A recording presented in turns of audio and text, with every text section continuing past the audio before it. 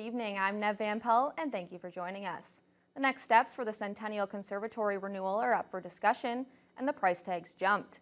That's happening at tomorrow's City Council meeting, with the second phase of work now estimated to cost nearly $7.8 million. That's well above the initial city estimate of $5.1 million. The first phase of the renewal included the demolition of the back greenhouses and construction of a new one. The second phase up for discussion tomorrow includes garden doors, walking spaces, and the garden space. City Parks Supervisor Corey Halverson says many of the renewed features could offer sources of programming and revenue in the future. Whether it's the multi-purpose room for bookings, for events, allowing people access back into there and booking those for a fee, or having other types of events and activities. We'll also be looking at options for maintaining free public access, but also offering some type of a membership scenario that would be able to leverage the additional activity that's coming on, new things that can be offered that you could maybe tie to a membership.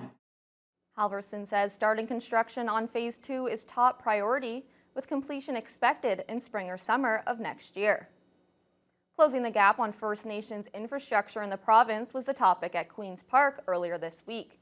The Chiefs of Ontario released a report that states it will cost $59 million to ensure infrastructure with First Nations are on par with the rest of the province by 2030. Kiiwetinoong MPP Sol Mamakwa says that timeline is not soon enough. Speaker, in Ontario, $26 billion is needed to close the housing gap in First Nations. Speaker, the Snabatsky Nation covers 49 First Nations. They need more than 7,500 homes built now to ensure people are housed and to quit using jurisdiction as an excuse to do nothing. Will this government act, yes or no? This isn't about jurisdiction, Mr. Speaker.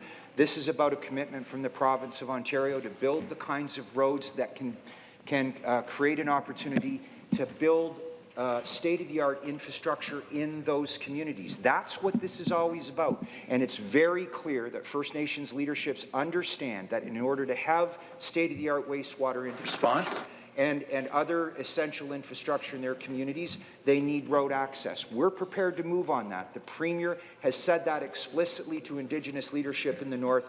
Will the member opposite support those initiatives? NDP leader Jagmeet Singh has weighed in on the question of federal funding for the Canora Hospital. At a recent appearance in the region, Premier Doug Ford confirmed his government would fund a new hospital in Canora, but offered no details. MPP Greg Rickford said they were waiting for the federal government to chip in. So first of all, the announcement I'm really concerned about, because Doug Ford's government, when they announced it, they didn't announce a timeline, they didn't announce any money. It doesn't really sound like a real commitment. But in terms of the federal role in supporting infrastructure builds like hospitals, yes, the federal government should be stepping up to support the building of hospitals. They should be public. They should be owned by the public, should not be P3s, public-private partnerships, but owned by the community, owned by the people. A local Anishinaabe filmmaker is making waves with his documentary about two projects to build roads to the Ring of Fire. The movie, Bridges to the North, officially premiered in Toronto last week. Lee Noonan has more. Bridges to the North is a documentary about roads that don't exist. The proposed roads that would connect the isolated First Nations of Martin Falls and Webequie to the highway network and the Ring of Fire. Poor places with no opportunity. Water issues, socioeconomic issues. They are hundreds of kilometers away from any kind of permanent road system. Thunder Bay filmmaker Tony McGuire is a member of Bingwini-Ashi First Nation and says it was important to approach the story from an Indigenous perspective and challenge preconceptions about First Nations people. A Native who wants economic development, and they want a mine, they want roads, like they want to change the future for their children. I think they're ready for that leadership from us, and it can be, I think it could be, it's hard on people that they're just used to just this one stereotype. And so if this film can break that and show that we dream big, that we're willing to take steps that are large, that we're willing to take on the government and the business, and we're doing it under our own leadership, I think if we can dispel that stereotype, then I'm super happy as a filmmaker. The chiefs of both Webequie and Martin Falls were promoting the film at the recent Indigenous-led Projects Forum in Toronto. We need to see prosperity in our community. We need to see development. We need to see, our young people prosper from the resources that are out there. And our story is one of perseverance, one of resilience, one of hopes of reconciliation and moving forward together. The movie's executive producer, Qasim Siddiq, is project director on the Martin Falls Access Road and project co-lead for the Northern Road Link. He was also an organizer of the ILFP conference.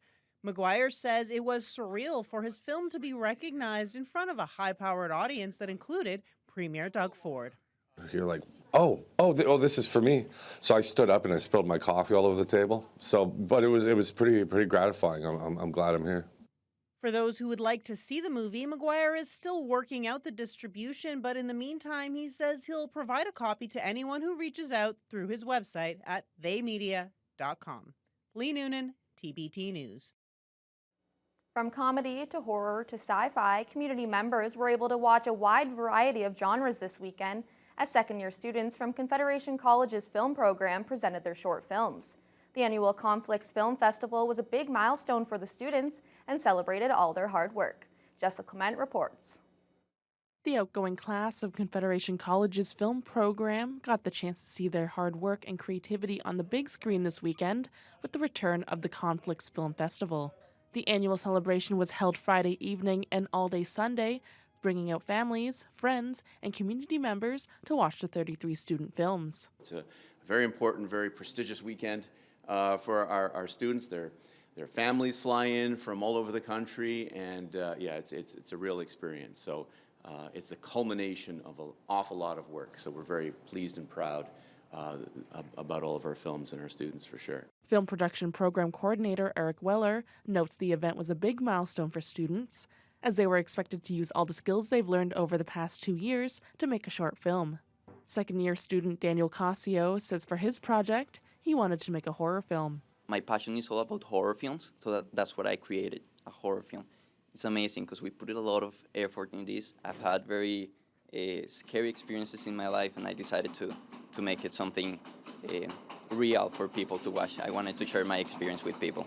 Casio says the festival gives him and his peers the opportunity to leave their mark on the community. That's the most amazing experience I can have right now, because there's nothing such as seeing the people just reacting live to your film, hearing the people clapping, screaming, in my case, scary film. So it's such an amazing experience.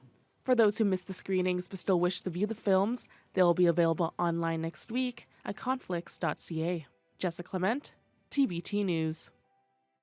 Residents in the community were able to travel around the world last night just by going to the Moose Hall. The second annual Bateau Soiree and Fashion Show showcased local fashion designers while also celebrating the culture diversity within Thunder Bay.